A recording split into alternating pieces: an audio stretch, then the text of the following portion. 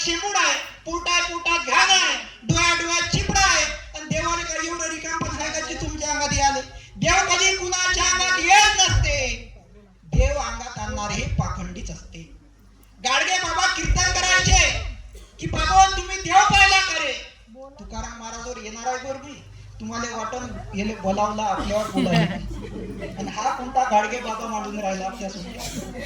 एक गोष्ट लक्षात ठेवा, गाडगे बाबांनी तुकाराम महाराजांचेच विचार कीर्तनातून मांडले. मी येतो तुकाराम महाराजवरच, फक्त मला थोडीशी लाईन पट्टी क्लिअर करू द्या. गाडगे बाबा कीर्तन करायचे, तुम्ही देव पाहिला का जी?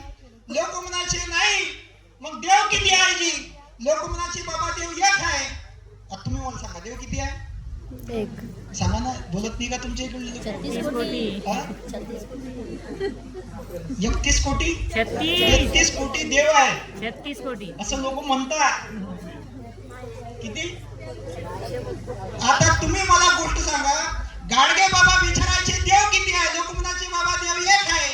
मग तुम्ही म्हणता देव एक आहे, तुमच्या भूमिकेवर ठाम राहायचं. गाडगे बाबा दुसरा प्रश्न विचारायचे, तुम्ही म्हणता देव एक आहे, मग आपल्या गावातली मरीमाय कोण आहे रे बा? लोक म्हणायचे बाबा देव आहे. मग देव किती झाले रे? बाबा देव 2 झाले. मग तुम्ही म्हणता देव 2 झाले, मग आपल्या गावातला इतू बाबा कोण आहे रे बा? बाबा देव आहे. मग देव किती झाले? देव 3 झाले. तुम्ही म्हणता देव 3 झाले, मग आपल्या गावातला भैरवा कोण आहे रे बा? बाबा देव आहे. मग देव किती झाले? देव 4 झाले. आता तर म्हणे तुम्ही देव एकच आहे, मग एवढा मोठा कारखाना आला कुठून बा?